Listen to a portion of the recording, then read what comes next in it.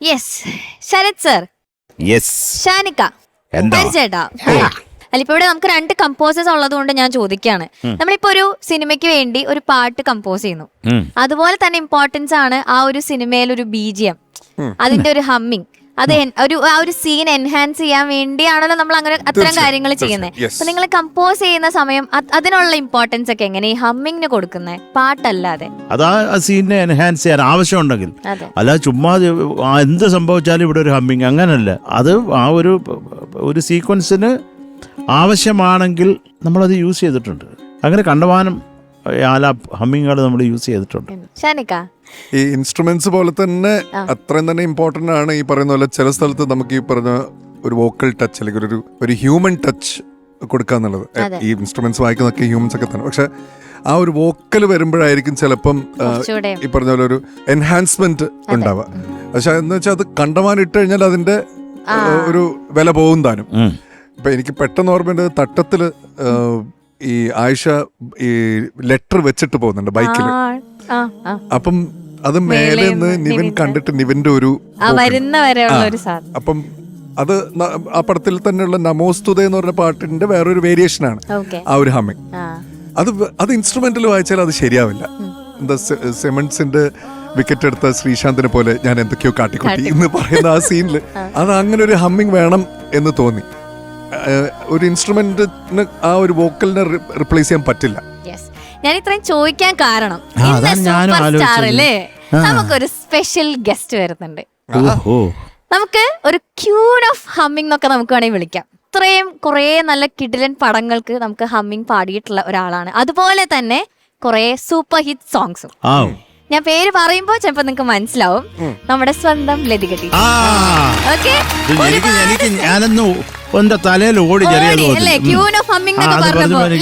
ഞാൻ വിളിക്കട്ടെ?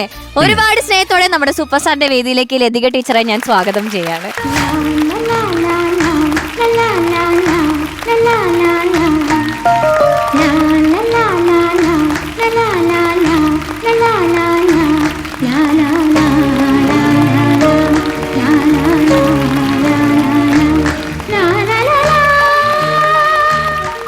നമസ്കാരം ലതിക ടീച്ചർ. ഒരുപാട് സന്തോഷം നമ്മുടെ സൂപ്പർ സ്റ്റാറിന്റെ വേദിയിൽ വന്നതിൽ.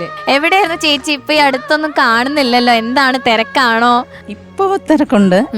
നേരത്തെ ഞാൻ കോളേജ് അധ്യാപികയായിരുന്നു ഒരു 26 വർഷം. ഓക്കെ. ചെമ്പൈ സംഗീത കോളേജ്, സ്വാതിരുന്നാൾ സംഗീത കോളേജ്. ഇപ്പൊ ടീച്ചറെ പാട്ട് പാടും ടീച്ചർ. അപ്പൊ ഈ ഹമ്മിങ്ങിലേക്കുള്ള ഒരു എൻട്രി എങ്ങനെയായിരുന്നു? അത് ചെയ്ത് തുടങ്ങിയ ഒരു എൻട്രി? അങ്ങനെയൊന്നും ഇല്ല, എൻട്രി അങ്ങനെയൊന്നും ഇല്ല. അന്ന് ആ സമയത്ത് ഞാൻ ചെന്നൈയിൽ തന്നെയാണ്. ഓക്കെ. പാട്ടും പാടും, അതൊരു തൊഴിൽ പോലെ ആയി ആ സമയത്ത് എനിക്ക്. ഡെയിലി 9 to 9 സ്റ്റുഡിയോയിൽ. അതായത് ജോൺസൺ മാഷ്, ഗുണസിംഗ് മാഷ്, ഗുണസിംഗ് സാറിന്റെ ആണ് ആദ്യം പാടി തുടങ്ങിയത്. അത് കഴിഞ്ഞ് ശ്യാം സാറ്, പിന്നെ ജോൺസൺ മാഷ്, SP വെങ്കടേഷ്, അദ്ദേഹത്തിൻ്റെയും ഇതുപോലെ തെലുങ്ക്, കന്നഡം ഒക്കെ കുറേ ഇതുപോലെ റീ റെക്കോർഡിങ് ഹമ്മിങ്സ് പാടിയിട്ടുണ്ട്. അങ്ങനെയാണ് അദ്ദേഹത്തിൻ്റെ ആദ്യത്തെ പാട്ട് എന്നെ വിളിച്ച് പാടിക്കുന്നത്. ഈ ഹമ്മിങ് റെക്കോർഡ് ചെയ്യുന്ന സമയത്ത് ഏതെങ്കിലും ഒരു എക്സ്പീരിയൻസ് പറയുമോ? ഹമ്മിങ് അതായത് നമ്മൾ തിയേറ്റർ തന്നെയാണ് അവിടെ അന്ന് സ്റ്റുഡിയോ. അവിടെ ആ റീൽസ് ഇട്ടിട്ട് അപ്പോഴും തന്നെ ആയിരിക്കും ജോൺസൺ മാഷൊക്കെ അവിടെ ഇരുന്ന് അപ്പോഴും തന്നെ നോക്കി കമ്പോസ് ചെയ്ത് ഹമ്മിങ് വരുന്ന റീലിൽ വന്ന് പറഞ്ഞു തരും. അത് നോക്കിയിട്ടാ പാടുന്നത്. സിനിമ കണ്ടുകൊണ്ടാണ് പാടുന്നത്. ടീച്ചർ കരഞ്ഞിട്ടുണ്ടോ? അതൊക്കെ കരഞ്ഞിട്ടുണ്ട്. കാരണം നമ്മളെല്ലാരും കണ്ട് കരഞ്ഞിട്ടുണ്ട് അല്ലേ?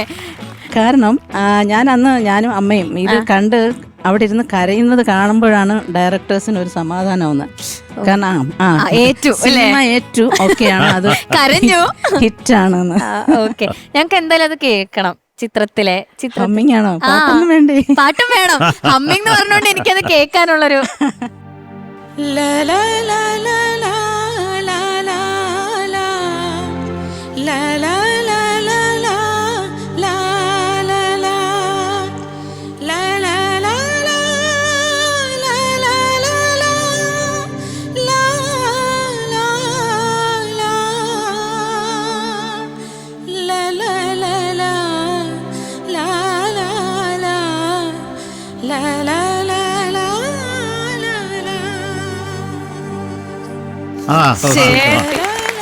ആ ഫിലിം കണ്ട പോലെ ചിത്രത്തില് ഒരു ആ ക്ലൈമാക്സ് ഹമ്മിങ് ഉണ്ട്. ആ.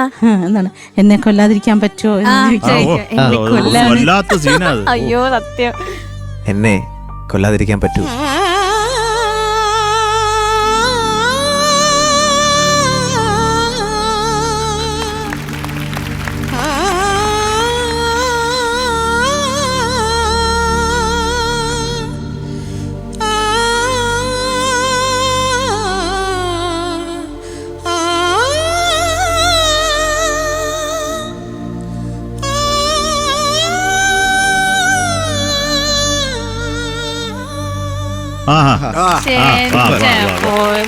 Super super. വന്ദനത്തിലേയും കൂടെ ഒന്ന് കേൾപ്പിച്ചു തരുമോ പ്ലീസ്? നീ എന്തോ ഹമ്മിങ് പാടിച്ച് കൊല്ലു. അത് മാത്രം, അതും കൂടെ പ്ലീസ്.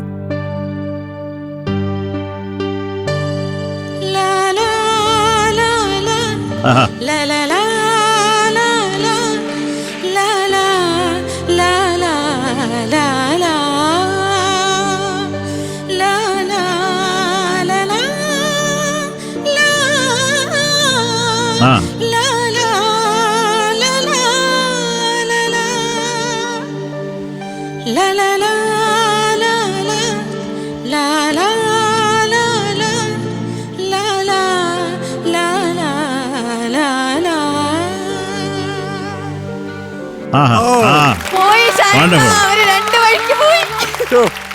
സൂപ്പർ ടീച്ചർ, അടിപൊളി.